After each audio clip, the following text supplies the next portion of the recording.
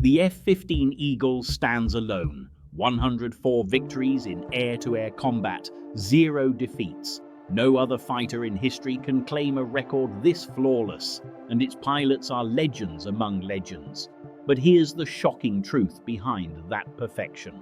Those same tactics crushing MiGs over Iraq and the Middle East were first written in the skies above Korea decades earlier.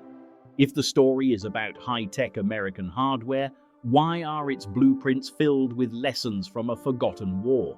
This is the real secret behind the shocking truth behind the F-15 Eagle's perfect record. It's all Korean War tactics. So what exactly unlocked this unstoppable dominance, and why has almost nobody credited the right generation? No fighter in history has matched the F-15 Eagle's record. 104 air-to-air kills, 0 defeats. Every tally is logged, every engagement scrutinized. Its first victory came in 1979, when Israeli pilots downed Syrian MiG-21s over Lebanon. In 1982, Eagles swept the skies clean above the Bekaa Valley, racking up dozens of kills in a matter of days. The Gulf War brought a new chapter. F-15Cs from the 58th Fighter Squadron claimed 36 victories, including MiG-29s, MiG-25s, and Mirage F-1s, all without a single Eagle lost to enemy fire. Saudi F-15s added their own kills against Iranian F-4s and Iraqi Mirages. Every sortie, every gun camera frame, every debrief builds the same story. When the Eagle enters the fight, it leaves undefeated. Pilots call it the ultimate confidence machine, a jet where the odds are always in your favor. Yet behind these numbers, behind the awe, a question lingers. How does any fighter achieve a record this unblemished? The answer isn't just in the hardware or the men who flew it. The real secret lies deeper, in the tactics, the doctrine, the playbook that turned ordinary pilots into legends. The official story credits the F-15's record to raw power and advanced avionics. But analysts have long whispered about something deeper, a hidden playbook, older than the jet itself. Air combat experts point to patterns in how Eagle pilots maneuver, the way they manage speed and altitude, the teamwork that seems almost instinctive. These aren't just the habits of a modern fighter force. They echo a doctrine shaped decades before the Eagle ever flew in a different war with different machines. Some call it coincidence. Others see fingerprints, tactical DNA passed down, refined, and quietly embedded in every F-15 mission briefing. The real roots of air dominance, they suggest, run back to a time when the outcome of every dogfight hung on the split-second choices of pilots who wrote the first chapters of modern aerial warfare. To find the source, the trail leads back, past the digital age, past the missile revolution, to the frozen skies over Korea in 1950. MiG-15s began appearing over the Yalu River in late 1950, changing the air war in an instant. American pilots flying F-80s and F-84s suddenly found themselves outclassed by an adversary that could climb faster, turn tighter, and reach altitudes no Allied jet could touch. The MiG's swept wings and VK-1 turbojet engine pushed it past 670 miles per hour. Its service ceiling topped 50,000 feet, over 5,000 feet higher than the Sabre's best. In a vertical climb, the MiG pulled away like a rocket, leaving Sabre pilots staring at shrinking silver dots. The threat wasn't just speed. The MiG-15 carried a heavy punch, a 37mm N-37 cannon and a pair of 23mm NR-23s. One good burst could rip a bomber apart or snap a fighter's wing clean off. American F-86s, by comparison, relied on 6.50 caliber machine guns, fast-firing but demanding precision and long exposure to get a kill. MiG pilots exploited every advantage. They massed in large formations, sometimes 50 or more, holding the high ground above MiG Alley. From those heights, they could spot UN jets miles away, diving at supersonic speeds for surprise attacks. American pilots called these sudden assaults bounces. The first warning was often tracers flashing past the canopy, followed by the thunder of cannon shells. The rules of the fight seemed stacked against the Sabre crews. MiGs attacked in pairs, one leading, one covering, always ready to pounce if a Sabre broke formation. If the Americans tried to chase their attackers, the MiGs simply pointed their noses up and vanished into thin air. Pursuit was pointless. The F-86 struggled to match the MiG's rate of climb, and at high altitude, the Sabre's controls grew sluggish, its engine gasping for air. For the first time, American pilots faced an enemy with the power to dictate the terms of battle. Every mission over MiG Alley was a calculated risk. The margin for error shrank to nothing. Losses mounted. Pilots returned to base shaken and quiet, some never returning at all. The message was clear. The old rules no longer applied. If the Sabre was going to survive, its crews would need to find a new way to fight. April 1951 brought a new kind of thinking to the skies over Korea. F-86 squadrons, battered by weeks of MiG ambushes and heavy losses, began experimenting with formations that broke from everything pilots had learned in World War II. The old finger four was too rigid, too slow to adapt when the enemy attacked from above or vanished into cloud. Instead, Sabre leaders started flying what they called the fluid four. Two pairs, each with a lead and a wingman, spaced farther apart, able to shift and flex as the fight unfolded. In this setup, every pilot kept eyes on the others, but no one was locked into a fixed position. If a MiG dove in from high altitude, the nearest element could brake to engage while the others covered, ready to pounce or protect. The first documented use of this formation came in the 4th Fighter Interceptor Wing, with after-action reports from April 1951 showing how Fluid 4 let Sabres respond to MiG attacks from multiple angles. But the real breakthrough wasn't just in how they flew together, it was in how they fought. Sabre pilots stopped trying to outturn MiGs and started thinking in terms of energy. Every engagement became a contest of speed, altitude, and timing, not just reflexes. Instead of chasing MiGs into vertical climbs, a losing game, the Sabres hit hard and fast, then zoomed away before the enemy could react. This boom and zoom style turned the tables. Gun camera footage from the 335th Squadron shows Sabres rolling in from above, firing short, precise bursts, then climbing back to safety. Interviews with aces like George Davis and James Jabara reveal how they drilled these attacks until they were second nature. They watched for MiGs to commit to a turn, then struck from superior altitude, using gravity to gain speed, firing and climbing out before the MiG's cannons could find them. The effect was immediate. By mid-1951, Sabre kill ratios began to climb. Pilots who survived their first few missions learned to trust the tactics. The numbers told the story. By the end of the year, F-86s were claiming a 10-to-1 kill ratio over MiG-15s, a figure that would later be revised but still pointed to a decisive shift. Debriefings from the 4th and 51st Wings show pilots analyzing every engagement, refining the timing of their dives, the spacing of their formations, the hand signals, and radio calls that kept the Fluid 4 working as a single flexible unit. The lessons were written down, shared in squadron briefings, and eventually codified in training manuals. What began as improvisation became doctrine.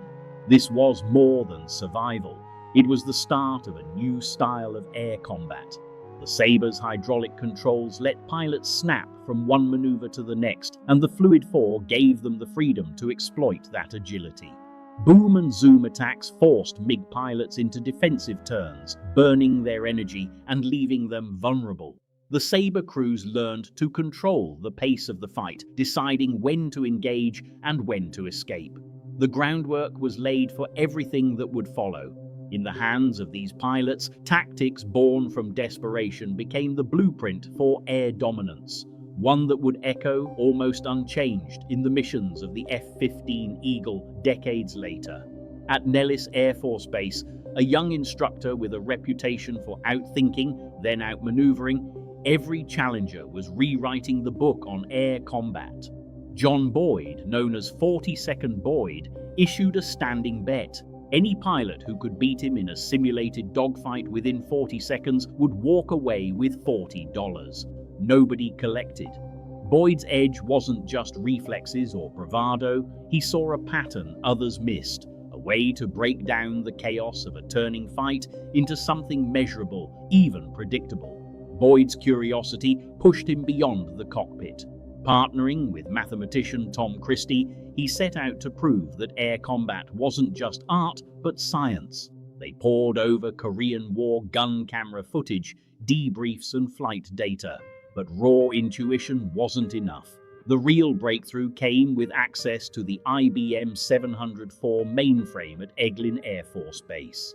Boyd and Christie ran millions of calculations, mapping every possible maneuver, every energy trade for American and Soviet jets.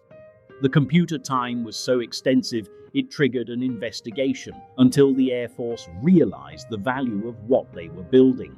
What emerged was the Energy Maneuverability, or EM chart, a new language for fighter performance. Instead of fixating on top speed or ceiling, the EM chart revealed how quickly an aircraft could gain or shed energy, how fast it could climb, dive or turn at any moment. It showed why the F-86, despite being outclassed on paper by the MiG-15, could still dominate in the hands of a savvy pilot.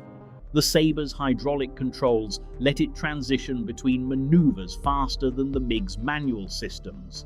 The result? The Sabre could force the fight into a series of quick, unpredictable moves, always staying one step ahead in the energy game. Boyd's first classified briefing on EM theory landed in 1964.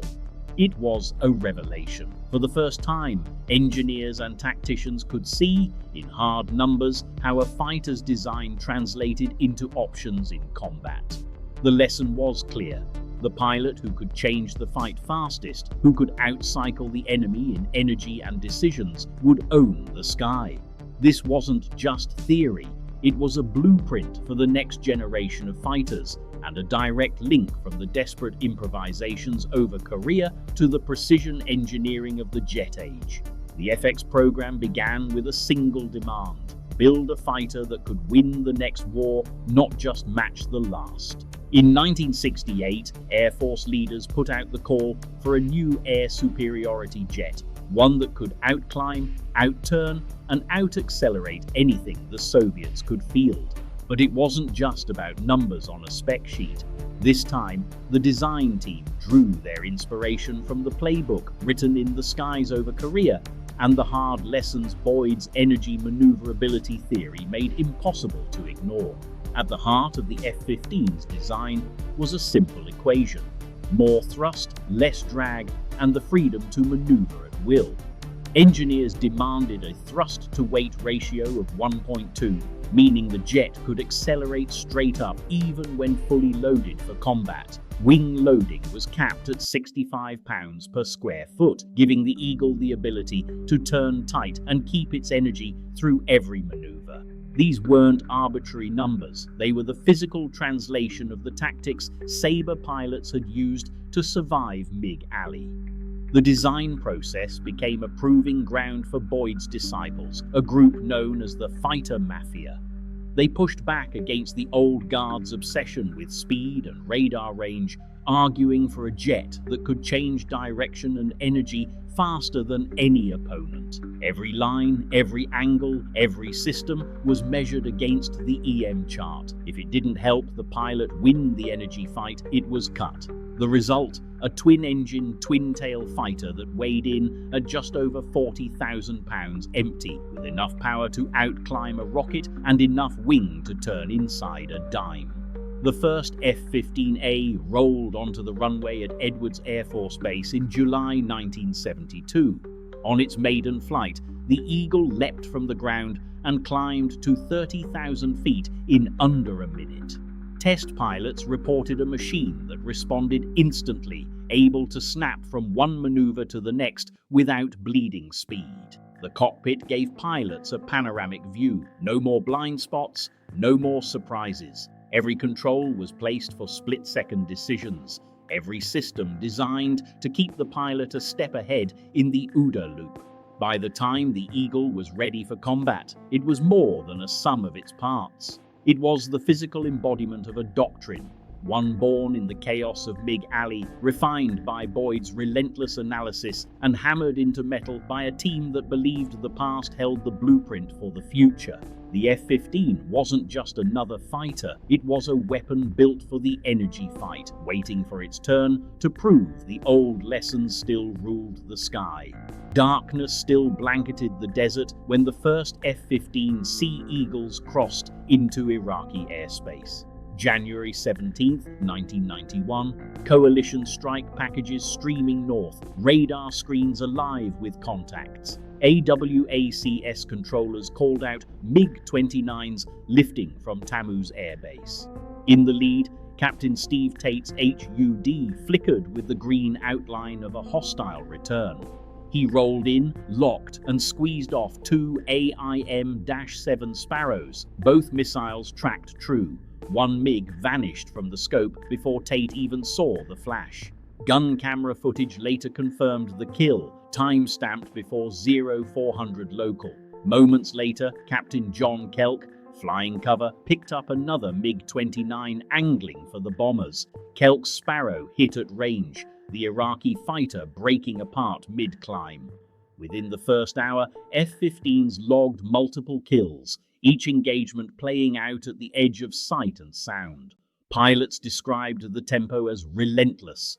No time to celebrate, just a quick call, Fox 3, Splash 1, then back to the radar.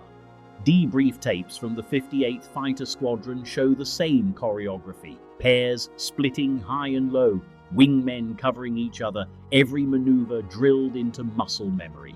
One pilot summed it up. It felt like we'd been here before. Every move, every call, straight out of the old playbook. By dawn, the scoreboard already favored the Eagle. Not a single coalition jet lost to enemy fighters. The doctrine, energy, altitude, teamwork delivered as promised. And for the first time since MiG Alley, the proof was caught on tape, frame by frame. At Nellis Air Force Base, the walls of the Fighter Weapons School carry more than just the echoes of past dogfights. They hold an unbroken thread of tactical wisdom passed down from Sabre pilots who once wrestled for survival over MiG Alley.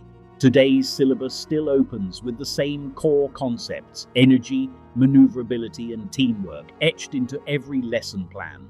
Instructors reference charts first drawn by John Boyd and Tom Christie, their calculations now woven into digital flight simulators and classroom screens. Diagrams of the Fluid 4 formation, once chalked onto briefing boards in Korea, now appear in the 2020 curriculum, unchanged in their essentials.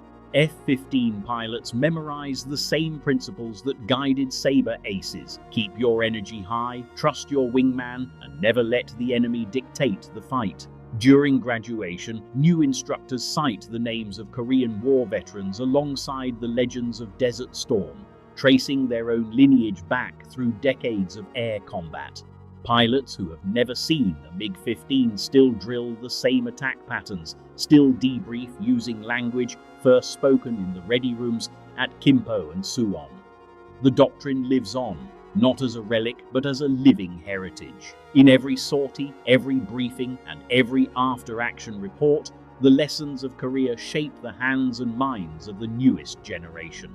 The chain remains unbroken. The F-15 Eagle's 104-0 air-to-air combat record stands unmatched in aviation history. As this documentary has shown, that achievement is rooted in the tactical innovations born in the skies over Korea, where F-86 Sabre pilots developed the Fluid 4 formation and boom and zoom maneuvers to counter the MiG-15.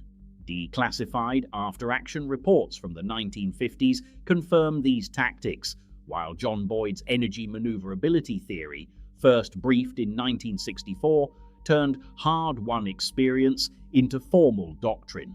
F-15 manuals and fighter weapons school syllabi from 1976 through 2020 directly reference these principles, yet some details, such as the full extent of classified mission briefings and the impact of recent upgrades, remain unknown. What is clear is that the chain of knowledge from MiG Alley to Desert Storm is unbroken.